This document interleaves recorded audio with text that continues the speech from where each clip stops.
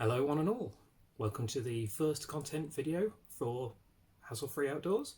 I'm Will and today we're going to be having a quick look through camping cooking. Now there's lots of different ways to cook when you're out camping, but I'd like to kind of keep it simple, which is kind of our mantra here, I guess.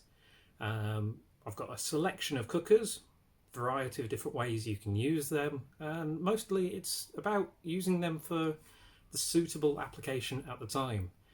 The reason I've got several different ones is to allow me that sort of flexibility. Now I'm going to switch over very shortly, so you won't be looking at this face, you're going to be looking at the cookers, but I just wanted to kind of give you a bit of an introduction, let you know what we're going to be doing. So here we go, I'm going to move over to them now. In front of us here we have got a selection of different camping cookers that can be used for a variety of different needs, whether you're going to be sort of camping in a set location or whether you're going to be hiking, whether it's just a day activity that you're going out for. I'm going to start with the sort of the biggest and bulkiest, which is really ideal for if you're going to be camping in a set location, and that is this one here, which is a big sort of camping stove. So let's get the others out of the way and we'll give it a little look at, and I'll show you how it works and a quick talk through the sort of the pros and cons of it, and we'll do that with all of the different cookers as we go. So this one's from Halfords, as you can see, but these are fairly common right around. You usually pick these up for about 20 quid, and they're actually quite good little cookers. Come in their own little briefcase, and then let's get it out of the case. Now you can often leave it sat in the case while you're cooking. Bit of a pain, you can't easily reach the gas knob for that, but can make it nice and easy to keep it off wet ground. And even when you're doing it, you can use the other side of the lid for putting in anything you're preparing or just out of the way so it doesn't roll off. But for now, we're going to get that out of the way and just go with the cooker. Now when you get it out of the case, this piece is upside down and you have to turn it around the right way so that you can use it. Inside you have these gas cylinders. You usually buy them in packs of 3 or 4 for a few quid. Nice and easy, and they do last quite a while as well. I can't remember exact times, but if you're going away camping for a weekend, I'd suggest grab one of like the 4 packs and you'll probably last quite well. Now this is one of the only ones I'm going to light up in the house here because it is essentially a little gas stove. You put the gas cylinder in there, they've got a little notch, I should have shown you that, and there's a little locking tab in the stove right there that allows you to locate it really nice and securely. Once that's in, you push down on there and that locks the cylinder in, nice and easy. Close that up and then you're ready to go, and all you need to do is turn it on, and it works exactly like your normal gas stove at home. You can turn it down a bit, turn it up a bit. Now what you can use with these is obviously you can get yourself just a little pot, pan, whatever you're going to use, teapot, and you can use a little domestic one. I tend to use mess tins, but that's really all you need. I'll have a quick chat about mess tins quickly here while we're at it, because I love mess tins. This one is actually a military one. I don't know if you can see the crow's foot on there just at the end. Are the numbers there? This one's a bit old, bit battered, but these I think are some of the best little camping accessories you can get because they stack with each other and you can store things inside them, like the other little Hexi cooker here, which I'm going to show you very shortly. But what I tend to find is that keeping them together, keep them stacked, keep them folded up, make a nice little compact unit that you can keep things safely in. I tend to keep either a little cooker in there or the supplies for whichever camping I'm going on.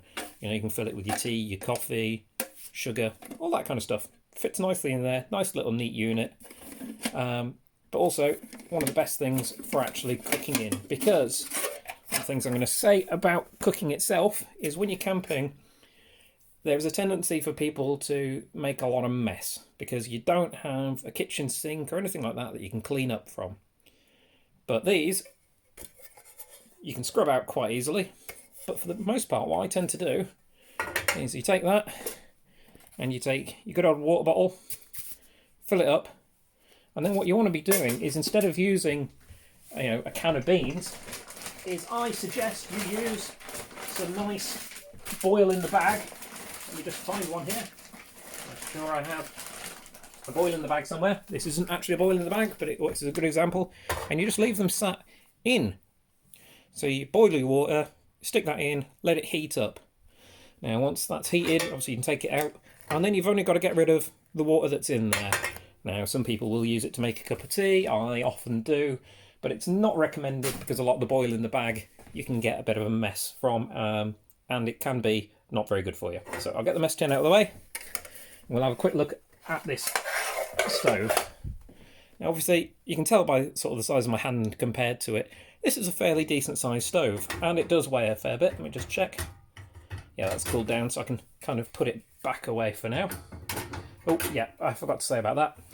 With the gas locked, you can't put the top back in upside down, so you can't use it upside down, which is a nice little safety feature there. And again, back into its case. Now these are really convenient if you are doing your sort of big camping. You're going to be away for a couple of days up to a week. You want a more normal cooker style thing. You might have your frying pan, cook up your bacon in the morning. Really nice, really convenient. So, what's next? Next, we will go with the Duke of Edinburgh hiking favourite, the Trangia.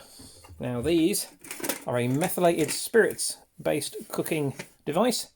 They are all fairly well self-contained. They usually come in a bag as well. Mine is not in a bag. I've left that somewhere. But you get frying pan, teapot, or kettle in this case, 2 saucepans, and the basis for the actual stove itself is the thing that it all sort of comes in. Now it nests inside itself, as you saw there, and can neatly go together. There's a couple of little locking tabs that you put in, and you let them go through the little gaps. I should have shown you those. See the little gaps there. Put them in, rotate it about halfway between them, and there you go, it locks together. Now your actual cooker, normally stored within your kettle. Here it is. It's a little methylated spirits burner. That's the cap you can use for turning it off. This is the storage sort of cap, which has a rubber O-ring on, so don't put it out using this, because you'll melt that rubber O-ring you can see inside.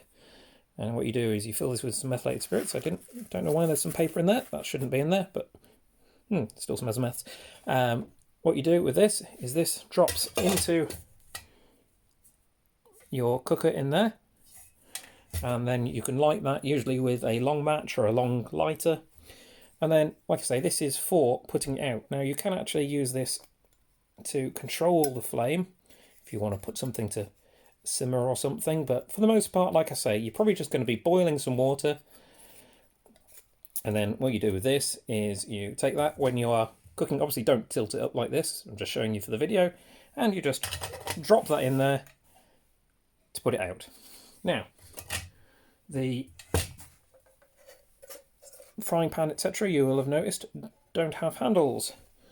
So how do you handle them? Now the cooker itself, you can see here, has these nice little fold out legs, which is perfect for these.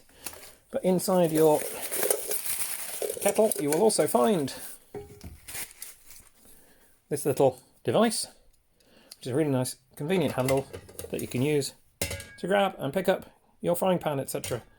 Now you can leave it sat on there. I don't recommend it because this is aluminium and it transmits the heat really well, and despite it might be a little far out, you can end up burning your hands from that. So take it off while it's cooking, just grab it, move it. Now that obviously can also be used for your nice little pans. The little pan, you may well have to drop those little legs inside.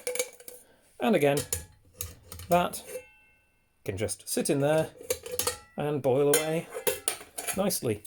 Now again, these are quite nice for when you're going to be set up somewhere for a while, but they are also quite lightweight and give you a bit of flexibility if you're going to have a group of you hiking. The pans themselves are fairly decent size, so that gives you a chance to cook for multiple people. So you probably only need one of these between, I don't know, 4 people, 5 people maybe. So you're not all worrying about carrying it, all carrying the weight. You can share the weight between yourselves, which is a really nice thing when you're hiking. But again, it doesn't need to just be for hiking. You can use this for any of your normal sort of camping somewhere for a while. Because again, it forms a nice little base around for you to work. And as you see, it packs up really nice and neat. And we just pop the straps back through, he says. And through here. I'm hoping I've got all the angles right with this camera, so you can see all this. I'm kind of having to concentrate in my hands and on the camera at the same time. But there you go. One packed up, little neat Trangia unit. So there we go. Next is possibly my favourite for if you're going to be camping away, is my little Jetboil stove. Now this is a sort of all-in-one unit.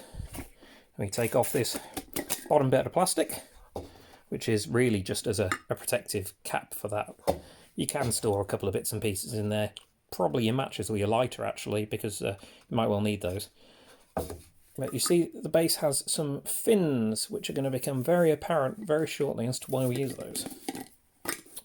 Little cap that goes on, includes a bit of a drinking hole, and again this can be left on while you're cooking.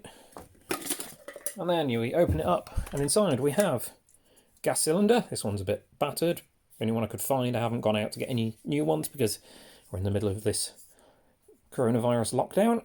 And here is the actual cooker itself. Now there should be a little orange triangular base plate thing which normally sits in here, but you take out. It has legs that fold out that clip onto the cylinder to make things more stable. I've lost that, but we put it all together. This screws on here really nice and easy, he says, but trying to do this while looking at the camera and at this at the same time is a bit awkward. There we go. So there we go, and you've got your up and your down knob for your gas control, which if I just turn that up, you might be able to hear that hissing away. I'm going to turn that off because I'm inside. I'm not lighting this up today. Oh, that smells. Right, and you see it's got bayonet style fitting on the cup. So that just goes on there, clips on, and sits there. You don't need to take this fabric cover off when you're cooking. In fact, you probably don't want to because it has the handle. It doesn't get hot. I'm really quite surprised. I was always a bit worried about that when I first got it, but it doesn't. It doesn't matter if you get this wet either. This is like neoprene, so it kind of just it absorbs some of the water, but it's never seemed to have hurt it in the past. And then the lid can go on while you're cooking. So again, to keep the heat in, cooks a bit quicker. Now this is definitely one of the jobs for just using for boiling the bag, because you've got a nice sort of deep container there. And again, we'll take our, not actual boiling the bag, this is a apple bun from a British military ration pack. And all you'd do is you'd sit that into there, in the water, and let it heat up. Again, you can heat up your water in there and make yourself a cup of tea. You know, something like a cup of tea is not going to leave any real residue in here that's going to be a problem. But if you're going to make things like soup or cook beans, I really wouldn't do that with these. Now you can get other attachments for the top, frying pans, cooking saucepans and things like that. Much more suited to doing your cooking in like that, but I like these with just this, nice and simple for if you're hiking or you know, just out on a, I don't know, airsoft for a weekend. Allows you to cook up your rations, make yourself a cup of tea, and these boil up your water really, really quickly. Probably why it's called a jet boil. Well, I mean, it literally is why it's called a jet boil. So, there we go. Pop that back together. Excuse me. Right. I'm not used to talking quite this much constantly. So, there we go. Packs all up really nice and neat. Only weighs, I don't know, half a kilo, if that. It's really light. Really like that. Next. And the last of our sort of actual cookers, we have the Hexi stove. Now this is, I believe, a civilian version of, but you can get the military ones of these as well. I believe it's originally a German design, the Esbit stove. But these are great little things, and you open them up, and get my tablets out of the way, and they are for these solid hexamine or Esbit cooking blocks. They're just a dry fuel. You pop 1 or 2 of those in there, light them up, and again, your good old mess tin sits on the top. You boil up your water, heat your boil in the bag, or, you know, if you do want to cook up your beans, your fry up in them, you can. You can sit loads of different types of things in there. They come with these different notches so that they're sort of detents. This one's a bit worn, so this one's a bit wobbly. But you can cook something a bit narrower. I've got the British Crusader cup, nice metal version of the plastic one that comes with your normal canteen. Again, that can go on there. I think this one will probably collapse. Yeah, it will, because this one's lost its tension on the little points there. But quite nice and easy. And one of the really nice little advantages of these is you can keep your heating blocks in there, and then everything sits nicely in those mess tins that I keep going on about. But honestly, I think they're great, especially the way they stack. You go in, and there you go. Now, some of the ration packs actually come with a sort of little disposable version of these. Let's open this up for you. In fact, I don't need the knife. Got a little notch there for it to open with. Now, these are a disposable heater. You've got 2 bits that bend that way, 2 bits that bend that way, and then you can sit that down, and you can sit your cup on it, or again, your mess tins. Now you can do it that way up. All that way up doesn't really make any odds, but most ration packs come with a pack of the tablets in there, same as those ones that I had in the actual fold-up stove. Not going to bother opening those up, but convenient, a little bit flimsy, but it'll do in a pinch. And the last of the heaters, but without being a separate stove itself, are these flameless ration heaters. Now, these are really convenient, if a little wasteful. These are American ones. And what you end up with is a pouch like this that you tear across the top here, and you slide your, again, boil in the bag pouch. Now that's becoming a common theme, and we're going to go over some of the things to eat when you're camping or hiking. Basically anything outdoors, really. Into the pouch, and you add a amount of water set by this. What does this one say on it? Oh, it's actually got little fill lines, so you just fill it up between those 2 lines there, and you leave it to heat your pouch. The little heating element inside there, I don't know if you can see it, through the light there, a bit better. It reacts with the water and heats up your ration pack in about 10 minutes. They're really nice and convenient, great lightweight, especially if you're doing some sort of super light hiking. Not great if you're going to be camping for a week, because they're quite expensive and you will use them up quite quickly. So that's the last of my heaters. We'll go back to my face for a second for a little bit of a conclusion. So, there we go. Selection of different heaters available to you for various different choices. I'm not going to tell you you should use this for that, this for the other, because honestly it's kind of up to you. Now, none of those heating systems are particularly expensive. The most expensive really is the Jetboil. If you're buying the official Jetboil, there are copies out there which I believe are actually fairly good. The Trangia can also be quite expensive, but you can pick these things up second hand. Most of what I've got there is second hand. Don't be afraid to buy it. Now, most of this stuff, it's designed to last. It's gonna last. As long as you look after it. My mess tins there, they haven't lasted because I haven't looked after them. They've been stored in a damp pouch for a little bit too long. That's why they're looking a bit minging now. I gave them a bit of a scrub earlier, but yeah, I think it's time to replace them. But they only cost £4-5 if you go out and buy them. So I'll probably treat myself to a new set soon before I go camping again. So, in conclusion, you've got a selection of different heaters and a selection of different ways you can use them. Now, you'll have probably picked up from what I was saying there, my favourite choice is sort of the boil in a bag from Ration Packs. And we're actually going to do an unboxing, or unbagging actually, of the current British Ration Pack soon. Probably my next video. We're not going to do a tasting yet. That's going to be saved till after the lockdown. I've got a friend who has never tried them, so we're going to save that for that. But the reason I do it that way is mostly so that it's cleaner. It takes too long to keep messing around, cleaning out your mess tin, cleaning out your cup, because you've made your beans, your stew, whatever in there. And when you're out camping, you just tend not to have your kitchen sink to sit there and clean things with. Now, if you're on a camping site that has those kind of facilities, go ahead, feel free, use them. That's what they're there for, and gives you a wider choice and can work out a bit cheaper. Because, you know, a tin of beans is considerably cheaper than buying ration pack beans. But if you're going lightweight, you're going away, you might need to spend a little more for the convenience of having something you can do cleaner. So, yeah, make your choice, see what you like.